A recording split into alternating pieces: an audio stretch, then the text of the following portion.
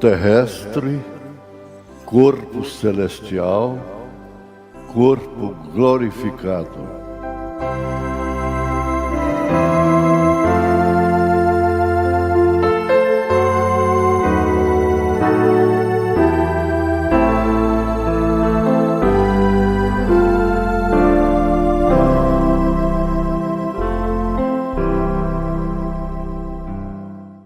Boa noite com Jesus.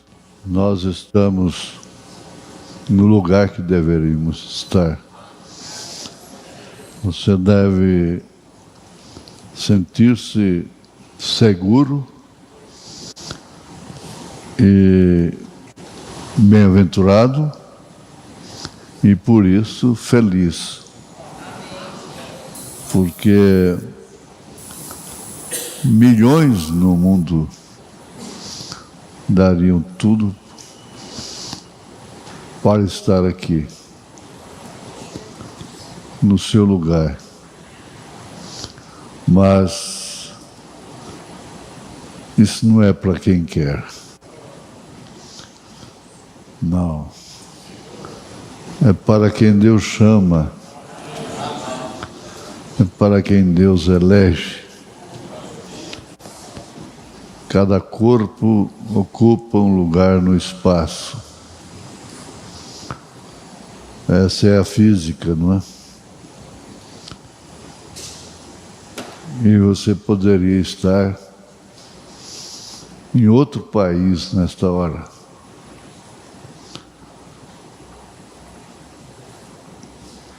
Sem saber o que está acontecendo aqui. Mas você está aqui. Você está ouvindo aí na internet. Não tem barreira. Não. Nós vamos ler a Bíblia, aos Filipenses 3, verso 20. Mas a nossa cidade está nos céus. Vamos ler o 19. O fim deles é perdição. O Deus, letra minúscula, deles é o ventre, e a glória deles é para a confusão deles mesmos, que se pensam nas coisas terrenas. Isso aqui deve se pegar nisso. Eles pensam nas coisas terrenas.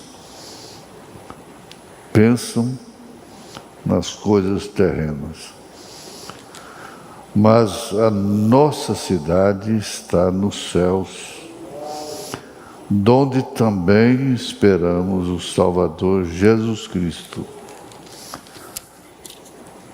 que transformará o nosso corpo abatido para ser conforme o seu corpo glorioso, segundo o seu eficaz poder de sujeitar também a si todas as coisas.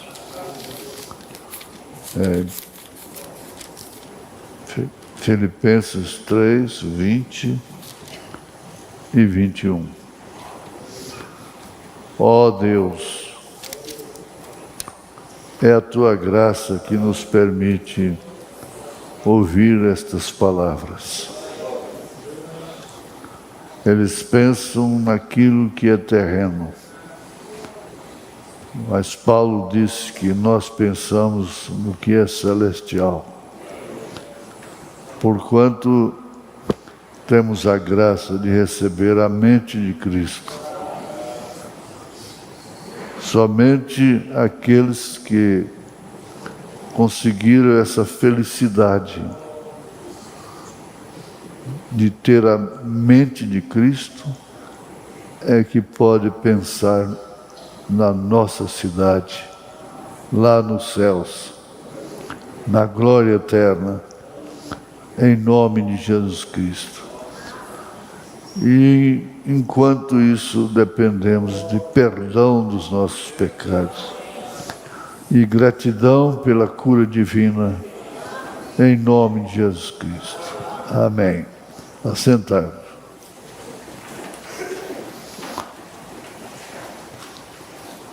É bom quando a gente tem as duas coisas ao mesmo tempo, o profeta e Paulo. Paulo e o irmão Brana. E o irmão Brana não andou sozinho. Ele andou com Abraão, andou com Davi, andou com Paulo, com todos os apóstolos, enfim, todos os profetas. Ele andou com Moisés. Por isso é que as suas mensagens estão sempre fazendo menção deles. E aqui no parágrafo 97 da mensagem Adoção, Manifestação dos Filhos, parágrafo 97.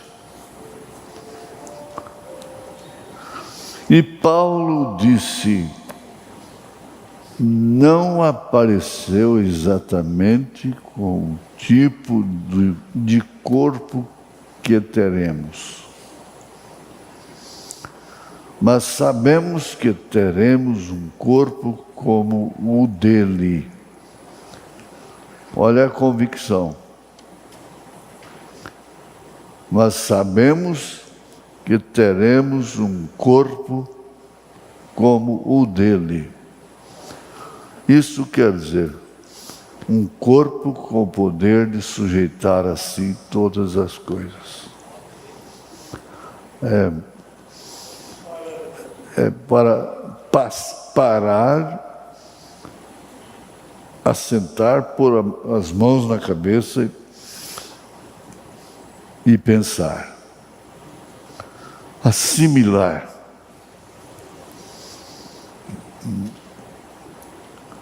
Mas sabemos que teremos um corpo como o dele. O quê?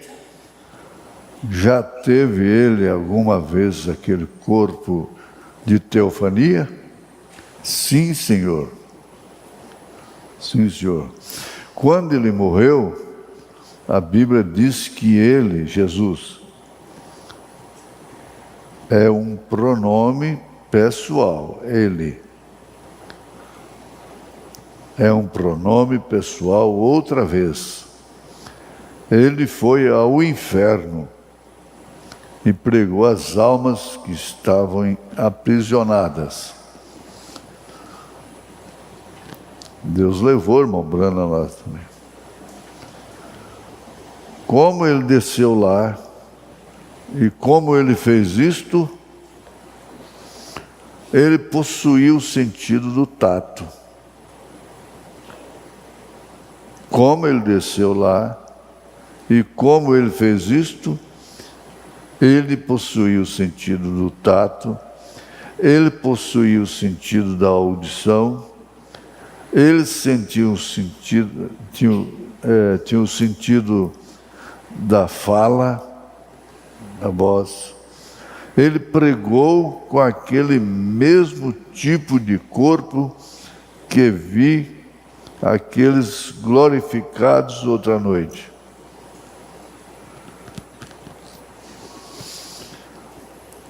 É a pregação que é um suco da experiência vivida. Ele pregou com aquele mesmo tipo de corpo que vi aqueles glorificados outra noite. Ele pregou para as almas que estavam no inferno, que não se arrependeram da longanimidade dos dias de Noé. Ele foi lá para servir de o julgamento. Então, quando ele levantou na Páscoa, não foi possível que aquele corpo pudesse ver a corrupção, porque Davi, o profeta, anteviu isto: não deixarei sua alma no inferno, nem mesmo deixarei o meu santo, que o meu santo veja a corrupção. Tudo que você ouve que está relacionado com Jesus diz respeito a você, o crente. Porque Deus não pensou em ficar sendo aquele Deus longe no universo, com súditos, com crentes, só falando sobre Ele. Não. Ele pregou, preparando uma esposa, uma noiva, que faria parte, seria membro do seu corpo.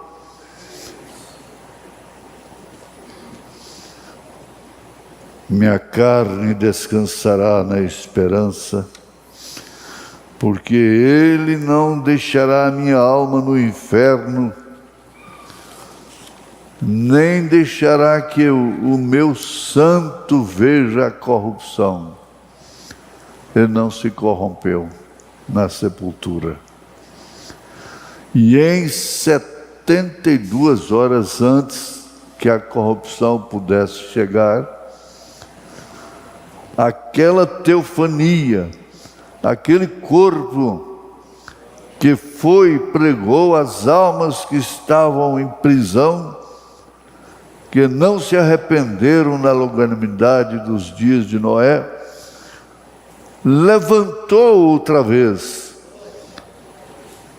E no mortal foi colocado a imortalidade. E ele se pôs de pé e comeu.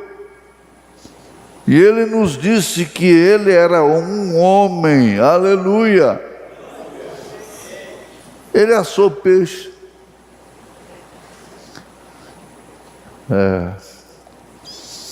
Na mensagem de adoção, quarta parte, que é o mistério predestinado de sua vontade, 122, ele diz: você recorda de outro dia passando por aquilo? Quando o pequeno bebê está sendo formado no ventre da mãe e seus pequenos músculos estão agitando e pulando e assim por diante.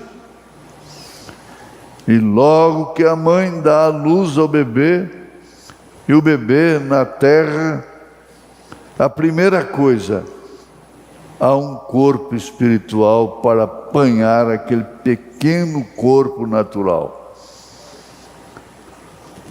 E é quando ele chora, enche seus pulmões.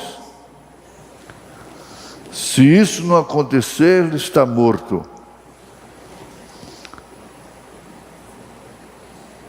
É quando aquele corpo espiritual apanha aquele pequeno corpo natural. Então você não é um qualquer, e nem procede como um qualquer. Então o médico lhe dá uma palmada, bate suas mãos juntas, ou algo para despertá-lo. Remedando ele, chorando. Imediatamente ali ele irá ao seio da mãe e movendo sua cabecinha para cima e para baixo, no seio de sua mãe, para fazer com que aquelas veias de leite tragam leite. Quem ensinou para ele isso? Assim faz o bezerro, né?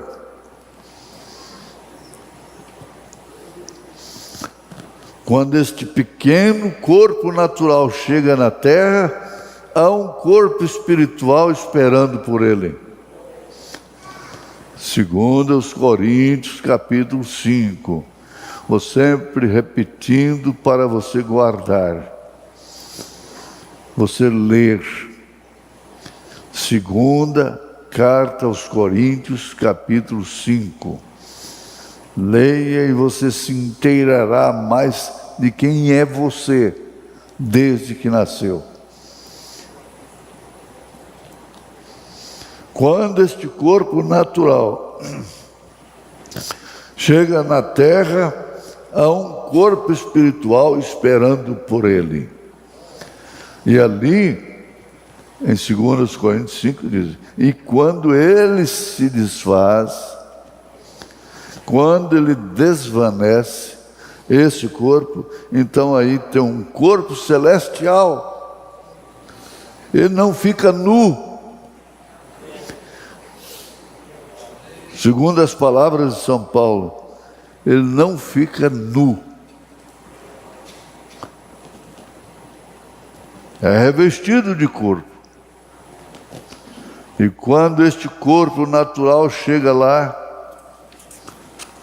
aleluia, há um esperando no além. Há um corpo esperando no além.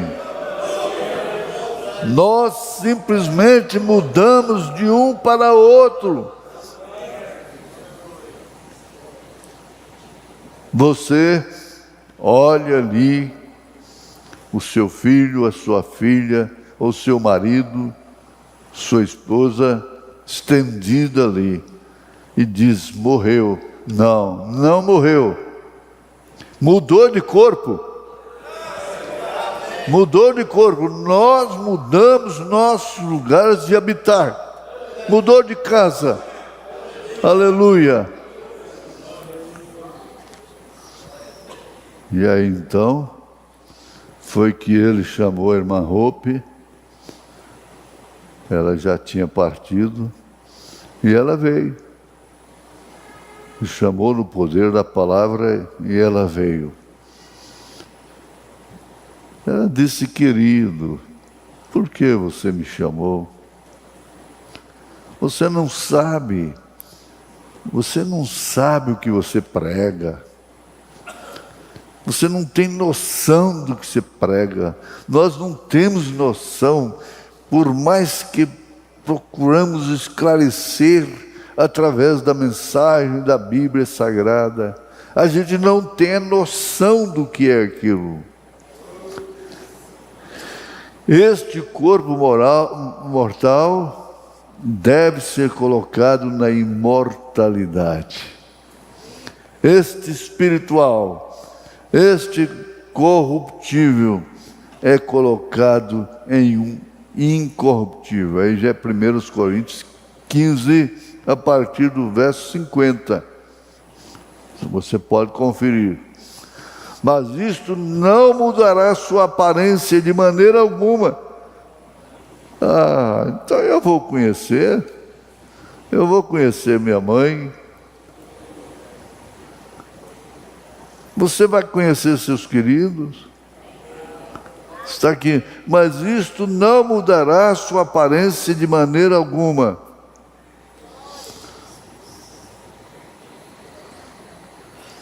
Quero dizer, quando chegar no além, você continuará ter o mesmo Espírito. Aleluia. Por quê?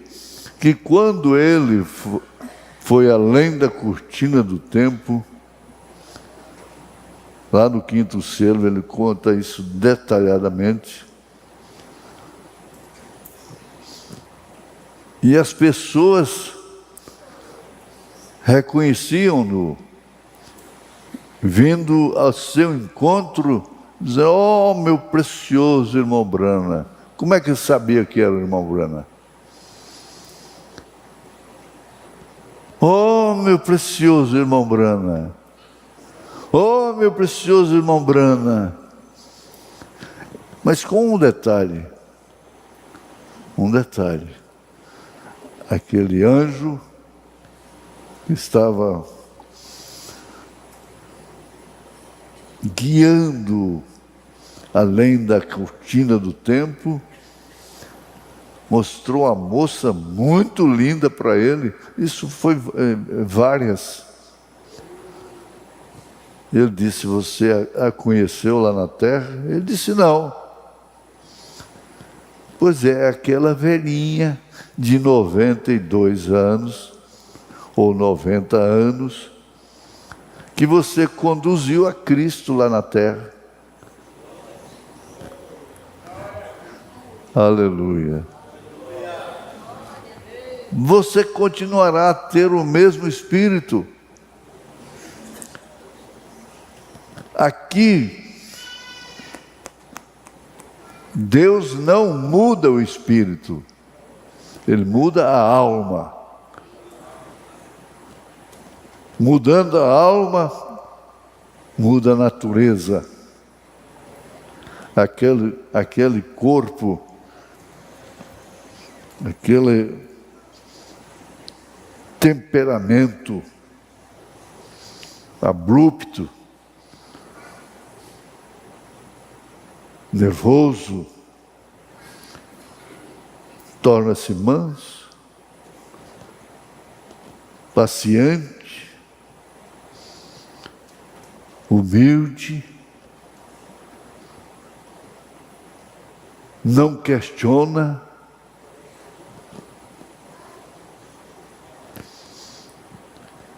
não murmura, mas você continua a ter o mesmo Espírito.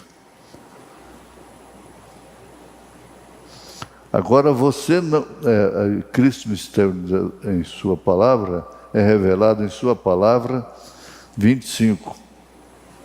Agora você não pode pensar com o seu corpo. Você pensa com a sua mente. E lá é onde muitos cristãos simplesmente param. É claro, você pensa com a sua mente. E nós formamos pensamentos. Mas você tem que ter um poste. Quando você acorda daqueles pensamentos, você os apaga com o Calvário. Aquele poste, basta você lembrar do Calvário. Então você tem pensamentos, o que conta é aquele pensamento do Calvário, que produz bons pensamentos, pensamentos de que Ele nos redimiu, pensamentos de que vamos ser transformados. São os melhores pensamentos que se pode pensar aqui. É o pensamento do rapto, do arrebatamento. Oh, glória! Amém. E eles podem, exatamente como o milho no campo e o joio no campo, eles podem ser ungidos pelo mesmo Espírito Santo, pela mesma água, pelo mesmo sol. que o verdadeiro crente está ungido. Eles podem ser ungidos com o mesmo Espírito Santo que o verdadeiro crente está ungido. Mas lá embaixo, dentro daquele próximo estado, o terceiro estado, está a alma, e ela é predestinada por Deus. Lá está onde a verdadeira semente, germe, está colocada lá dentro. Oh, preste atenção, pegue isto. Cristo é revelado em sua própria palavra. Parágrafo 25. E não sabeis. É uma mensagem tremenda. 106, 107, depois 112, 113. Agora que a igreja, que seu propósito inteiro era a igreja, o propósito inteiro, o propósito de Cristo inteiro era a igreja. O seu propósito é o que? É sua família. Porque você trabalha, porque você tem aonde recluir à noite, com sua família, com a sua esposa, com seus filhos. É um propósito natural do homem. E o propósito de Cristo inteiro era a igreja. Ele veio em função da igreja. Ele saiu lá daquele logos, daquele halo, e veio se encarnar no ventre de Maria, pelo Espírito Santo. Para quê? Com qual propósito? A igreja. A igreja, que é o seu corpo. A igreja é o corpo de Cristo. Não pode falhar. Sua mão é membro do seu corpo. Seus olhos são membros, órgãos do seu corpo. E assim por diante, cada membro, assim também é a igreja. Agora aqui está o que sucede. Agora olhem aqui este retrato figurativo.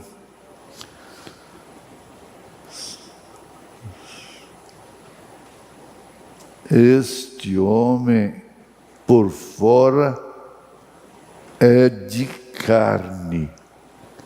Olha só, esse retrato figurativo. Este homem por fora é de carne. Você pega, é carne. Isso é o que vemos e o que olhamos, que podemos ver. E tem 5 entradas ao corpo. Qualquer menino de primário, igualmente como eu, saberia que há 5 sentidos que controlam o corpo: visão, olfato, paladar, tato e audição. Sem isso não pode um tocar o corpo. Não pode um tocar o corpo. Audição, visão, tato, paladar e olfato. Vejam, prove-o, sintam. Agora, esse é o mal de fora. Esse é o mal de fora. Essa é aquilo que é inclinação contra Deus. Como São Paulo fala aos Romanos, que é a carne, com seus sentidos, é inclinação contra Deus. Agora, a razão pela qual as pessoas hoje, agora não esqueçam isto agora, e verá que o Espírito, qual é a evidência inicial do Espírito Santo? Agora as pessoas podem viver neste Espírito e dançarem no Espírito, ungir esse Espírito, eles gritam no Espírito, eles dançam no Espírito, vão à igreja no Espírito e absolutamente podem ter o verdadeiro Espírito de Deus ungido sobre esse Espírito e ainda está perdido. Ainda estar perdido e tão possuído pelo diabo como podem estar com esse Espírito. Esse Espírito, tudo na razão, tudo na carne,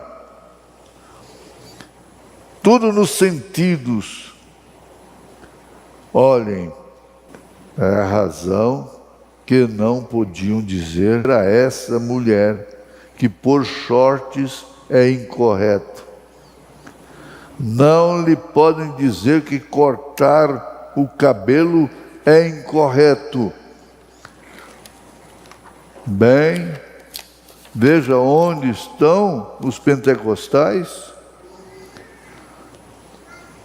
Dançam no Espírito, cantam no Espírito, e estão de short, cortando seus cabelos e se pintando, e os homens sendo culpados de tudo. Bem, quem tem o cabelo a ver, o que tem o cabelo a ver com isso? Bem, para Sansão teve que ver. Todo aquele que tirar ou acrescentar uma só palavra tem que ter um ultimato em algum lugar. Ora, quando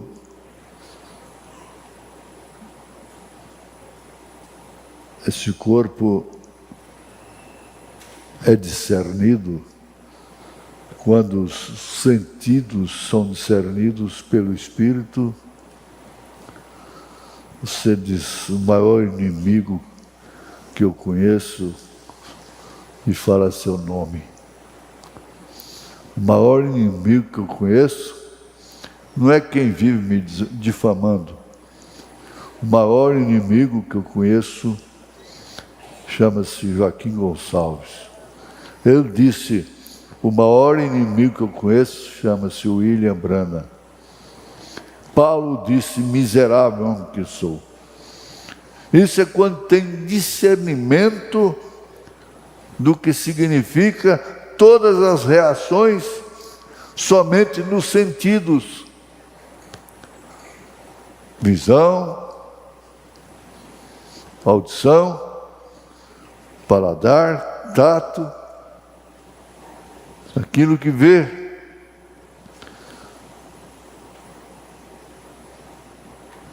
Esse aqui está em eventos modernos, são esclarecidos por profecia. Parágrafo 100. Note, constatamos hoje que as pessoas, há muitas pessoas que simplesmente não podem crer nisto. Até mesmo pessoas cheias do Espírito. Vou lhe dizer uma que vai deixá-los sem fôlego. O batismo do Espírito Santo não significa que você vai entrar de modo nenhum. Não sobre isso. Não tem nada que ver com a sua alma. Esse é o batismo. Veja, a água pode cair sobre o joio, o sol também. A mesma água, o mesmo Espírito que cai sobre o trigo. Esse é o batismo, veja. Por isso que eu exemplifiquei lá em São Paulo. Aqui é heliporto. E vem o helicóptero e desce aqui. O helicóptero é o novo nascimento. O helicóptero descendo aqui é o Espírito Santo. Aí você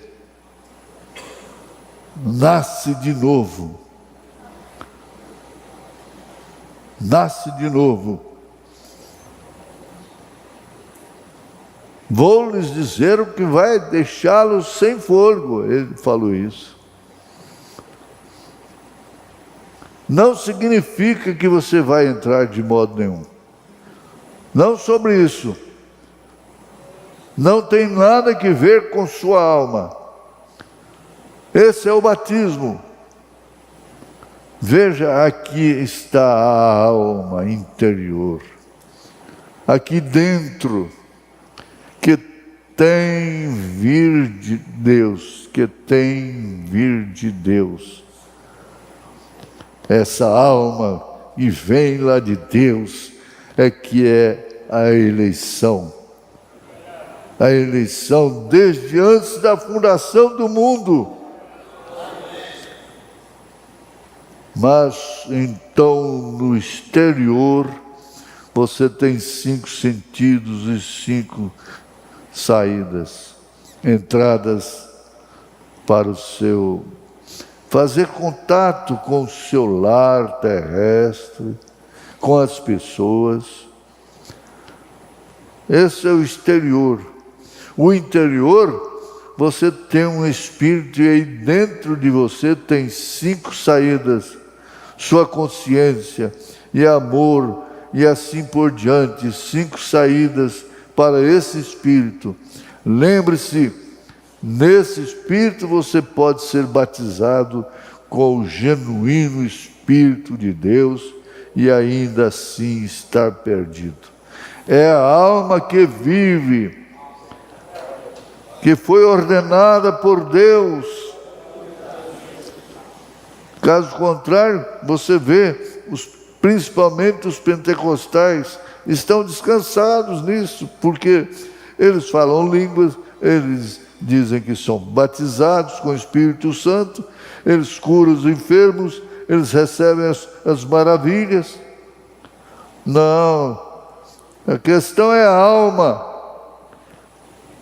Você não tem que falar, não corte seu cabelo.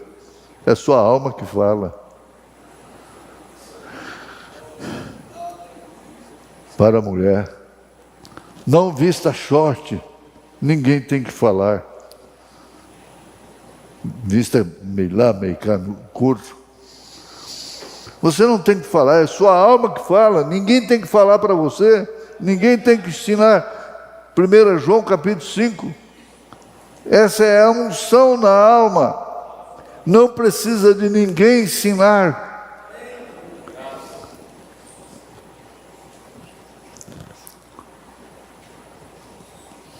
Não profetizou Caifás? Ele era um diabo.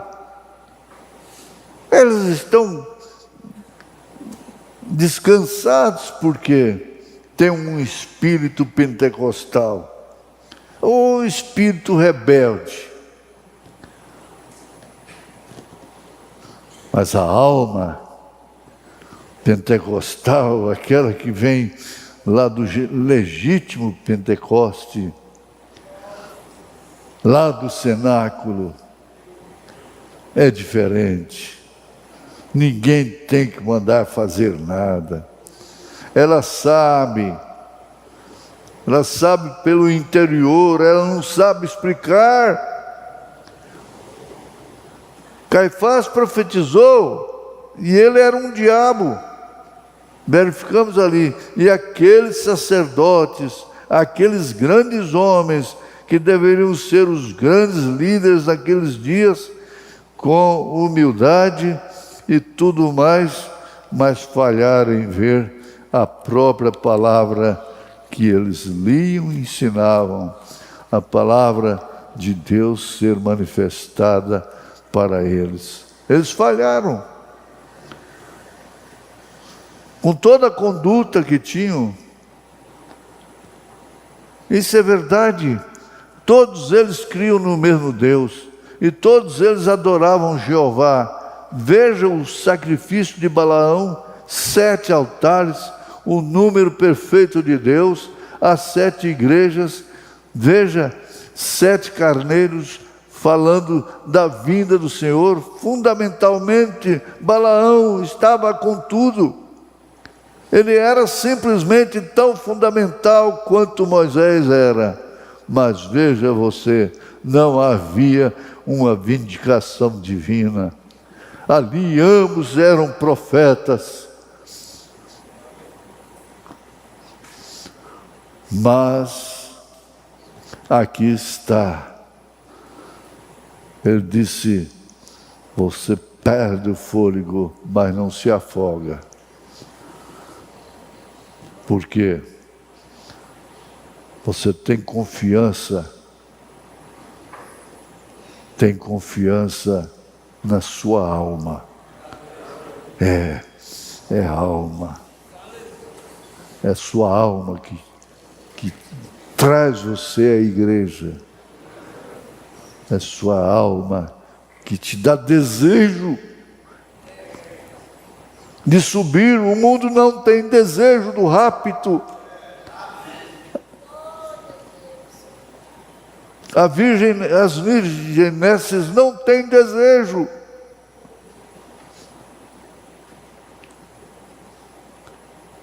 Mas, graças a Deus,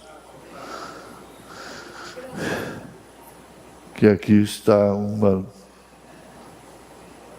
identificação espiritual através desta mensagem e que responde à sua alma. Ela tem sede. Bendiz, ó minha alma, bendiz ao Senhor.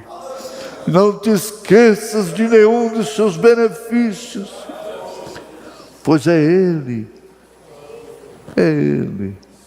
quem te perdoa, quem te redime do mal. É Ele. Aleluia.